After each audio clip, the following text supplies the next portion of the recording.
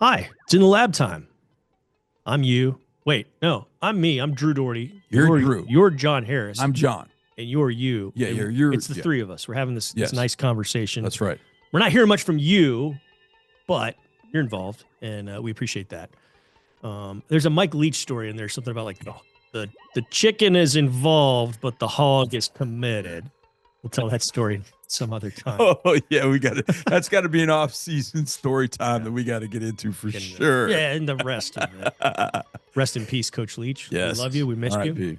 Let's talk about these Houston Texans. Let's talk about this is an interesting week, John, because Tuesday, which was yesterday, I was over at Austin High School. Yeah. Just south of downtown. I'd never been over there. And they have a sparkling new gym. It's a great setup. They, meaning the band, the cheerleaders, the football team, were in that gym for a presentation. And they thought they were going to hear from the Houston Texans about the Senior Showcase, which is a phenomenal program. Oh, yeah, that thing is so cool. It's so awesome. If you don't know about the Senior Showcase, in the spring, February-ish, March-ish, it's essentially a combine over at the Houston Methodist Training Center for all the guys who did not sign letters of intent with kind of like the bigger, or really with any college, but namely like the D1s, so to speak. And I know they don't call it that anymore, but anyways. So these guys are doing this combine, and there's about 45 small universities, places all over the country that come to players. That need players. Yeah. And, Texas has players. Houston has players. So there's millions and millions and millions of dollars of scholarship money that goes out for these kids that probably wouldn't have gotten it in the past. And the Texans have been doing it for over a decade now, and it's really cool. So they thought they were going to hear about that, and they will hear about that eventually. But the McNairs were there. Oh, wow. John Weeks was there. Aziz Al-Shire was there. Yeah. Eric Murray, J.J. Taylor. It was really cool. They were there, and the McNairs spoke a little bit. They were like, "Oh, we're celebrating Founders Day. It's a really cool thing." And then they gave them $20,000 for pads. Oh, wow. To fix the AC in their locker room. And it's part of Founders Day. So, hey, man, I was in college when the Oilers left, and I was kind of out in the wilderness like many of you who were around back then. I don't really remember. I didn't switch allegiances to any team. I damn sure didn't keep rooting for the Oilers or the Titans. And it was just sort of like you're in this weird in-between stage. But thankfully, Bob McNair was persistent. And even though the NFL wanted to give that 30-second franchise to the Los Angeles, they couldn't get their stuff together.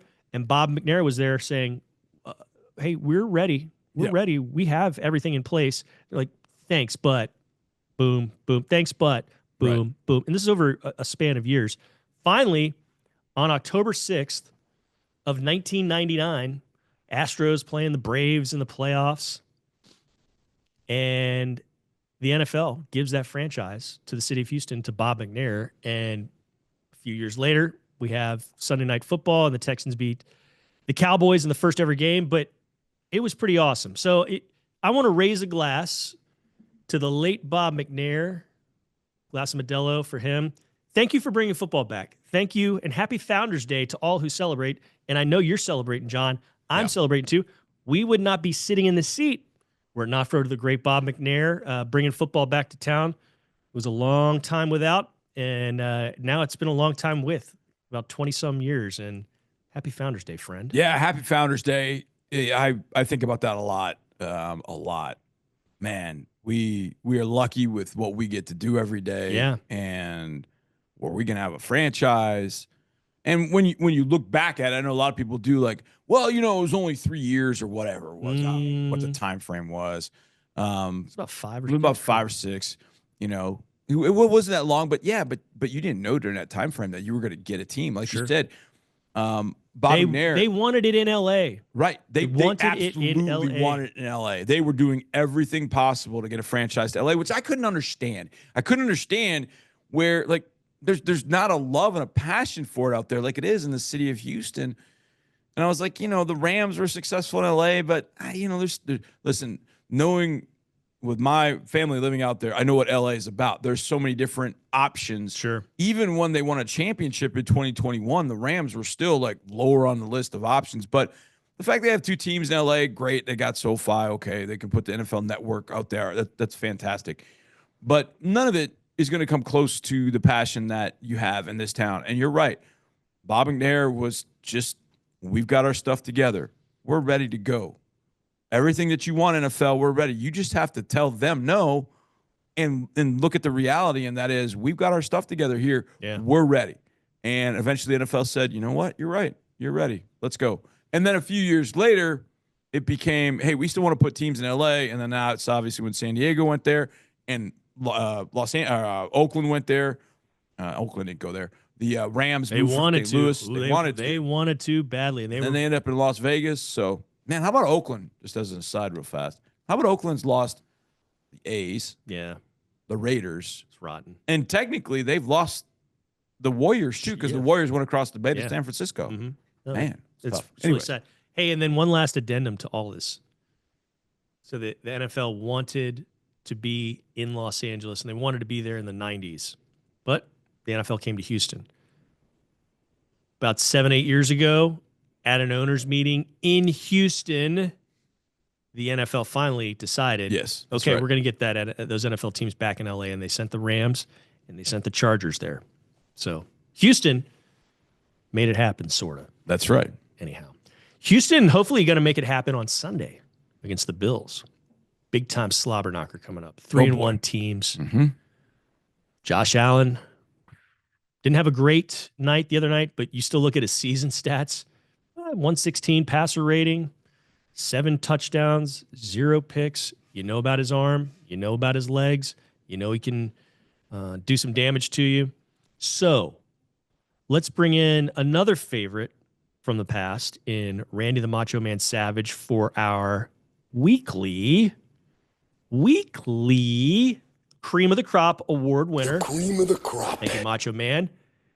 So for the Texans to get a victory on Sunday, they're going to need a Cream of the Crop Award performance from, you're going to predict it, John. Who are you seeing as your Cream of the Crop Award winner in a Texans win that pushes them to 4-1 and drops the Bills to 3-2? Can I use 2 guys? You can do whatever you want. This is in the lab, so we get weird on this show. That's true. If you didn't, we might wonder why do they call it in the lab? Yeah. Well, we're like 2 mad scientists. Yeah, kind of throwing stuff together and seeing what happens. We go outside the lines, outside the box. Here are my 2. Okay. Danielle Hunter and Will Anderson Jr. Yeah, they were kind of quiet last week. Yeah. Did their job, but didn't light up the stat sheet like I think one of the things that it's frustrating when you kind of talk about those 2 because you're right. The numbers on the stat sheet, there's not a bunch there. But a lot of that, and there was a lot of that in the Colts game too. You have to be very cautious and careful in how you rush Anthony Richardson and how you rush Caleb Williams and how you rush last week's opponent, Trevor Lawrence, even. Josh Allen is that guy. He will absolutely embarrass you. If you get too far upfield, he's going to slide underneath you, and then he is going to get out. And what you saw against the Ravens is stuff we've been seeing since Wyoming. I mean, the throw where he is running, he's pump faking. He's all the way to the sideline, and you think he's going out of bounds, and he launches 155 yards in the air.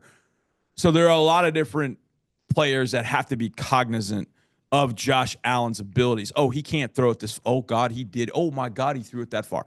We learned that against Anthony Richardson. Oh, he can't throw it that far. We've got guys in his face, and then you look up and he threw it 65-plus yards. That's the kind of thing that the DBs are going to have to deal with. But I think Danielle and Will, they've got to deal with that fact of we've got to rush smartly, intelligently.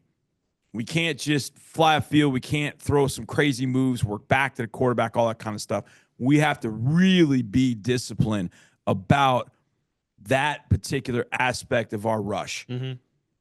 And then they got to deal with 2 very good tackles in Deion Dawkins and Spencer Brown. They are very, very good. And like they did last week against the Jaguars were sending chips. Running backs were chipping on them throughout the game, or even double teams with tight ends before the tight ends would get out in the route.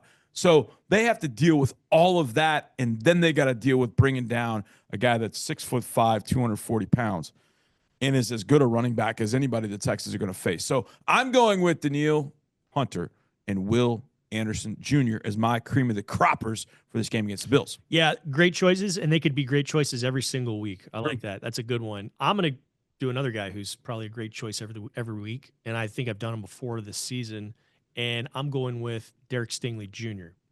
Because if your guys, your choices do what they're doing, he's definitely going to get his opportunity, and he'll get it either way. But I see a pick in his future this weekend. I think he's going to get one, and I think it's going to be the first one of the season that Josh Allen throws. So I've loved what Derek Stingley has done. We talked a lot about him during and after training camp. Every Harris Hits that you wrote had the tails of a pick or two on that day of work in practice. That's right. From the training camp practice, Harris Hits. And I think it's going to continue. He's having a nice season. He's doing what he does out on the edge. And I think Stingley, I know Stingley, he's my cream of the crop pick for this week. You like that? You cool with that? Yeah, absolutely. I mean, it's kind of one of those things you could say him every single week because of well, what he does here's the thing and what he means. Here's the thing with Buffalo. I noticed this in the game against the Jaguars. In the third quarter, I saw him walk over to Kamari Lassiter and kind of move Lassiter over to the other side. And I realized that Sting was starting to travel with Brian Thomas Jr. at that point. Yeah. And then you look, and Brian Thomas Jr. didn't do a whole heck of a lot after that. And I thought that was pretty interesting. With the Bills, I wonder who that guy is because Khalil Shakir is probably their best receiver. He's more a slot guy. Keon Coleman is a young guy out on the outside, and he's trying to kind of find his way. So Mac Hollins is probably not a guy that Sting would travel with. But the fact that Sting has got that ability to travel with different receivers, I like. It's just a matter of when it gets to crunch time, which guy is that? And I don't think you would put Sting inside, but you may have to. Khalil Shakir has been fantastic. Here's the other thought, and this is a crazy one. Sting was real close, by the way, this week to get a pick. I know. They're and late. Probably could have had a couple of them. Yeah. What do you do about Dalton Kincaid? Dalton Kincaid is as tough a matchup as the Texans are going to have against tight ends. And I don't want to ever use Derek Stingley on a tight end, but hey, over the years here, we've seen you might have to. We've seen various defenses deploy. That's right. AJ Boye comes to mind. Travis Kelce. Yep. Before that, I think Bryce McCain got used. That's right. I'm going way back, and maybe I'm just projecting, but does that sound familiar? No, AJ Boye for sure. Yeah, I know AJ did. AJ Boye for sure. Now, you had Jonathan Joseph and Kareem Jackson outside. Sure. And so AJ kind of played that nickel role and played extremely well. He parlayed that into a huge contract in 2017 with the Jags. But you could do that with AJ. So the question becomes, what do you do about Dalton Kincaid? Because Kincaid's, when he's flexed out, he is really, really good. So Allen's got a diverse set of weapons to use, and they work really well with him. So when he starts to scramble a little bit, kind of like Nico Collins does with CJ Stroud, they know where to go and how to work to get open. So the Texans defensive backs got to be sticky, but I think those three that we've pointed out, they're all fantastic football players. We know that. But what do they say? Big time players make big time plays in big time games. They say that, yeah. This is that game. This is that game for the big-time players to step up and make some massive plays. It's also going to be fun seeing the H. Oh, yeah. These are the one time this uniform will be worn this year. At least that's on the schedule now. That we know of, yeah. You might see it again one time, but that'd be later. But, yeah, it's also going to be fun to see how these guys mix and match and swag out. The thing. Yeah. Are some going to wear blue cleats, the light baby blue cleats? Are some going to wear red cleats? The light baby blue gloves. The stuff on the arms. There's going to be some swagged out stuff. Some mixing and some matching, and fans are going to love it. It's going to look different. It's going to be fun, man. It is going to definitely be fun. It's wild to finally be here because sometimes I feel like I'm still back in March, seeing these things for the first time at the photo shoot, the big secret photo shoot downtown. It's cool that it's finally here. And you know another thing you're going to notice when those cameras zoom in on CJ Stroud, maybe in the huddle or at the line, and you're going to see a chunk of his helmet. That's right. You'll see the red glitter. Yeah, little flecks of red. Yeah, it's really cool. Keep your eye on the details. I mean, this is the first game, Drew, that we are wearing a helmet that doesn't feature the bullhead logo, as you see right here. Yeah. You'll see the H. Now, the bullhead is on the back, and the H is on the side. But it's not that, It's not that bullhead, and I think that's going to be, the players, when we interviewed them, you did one night when we were doing this big old photo shoot video thing downtown, and you interviewed them one night, a couple nights actually, and we got them a few nights. and the guys were wearing those uniforms when they met with Mark and I, when they interviewed with Mark and I, and to a man, they were like, yo, these are dope. Like they loved them. And totally different. You just don't know what kind of emotion that brings. I know it's like, oh, it's a uniform. It's just, but when you're swagged out in a different way and you know people are like, oh, that looks, I mean, it adds a little bit. Sure. And you know what it also does? It also ramps up the importance of a game of that magnitude. And I know a lot of focus will be on Steph this week because of his pass with the Bills. But I just think all in all, looking at those uniforms on Sunday is going to be, it's going to be a little weird at first. Like, whoa, this is different, but it's going to be really, really cool. Can't wait. I can't wait either. All right, man. It's always fun being with you to do these things. It's always fun to be with you for watching, for listening. So thank you because, hey, it's the three of us just having a good time, chit-chatting about the Texans. Till then, we'll be back next week. Go Texans. H is up, and see ya later on.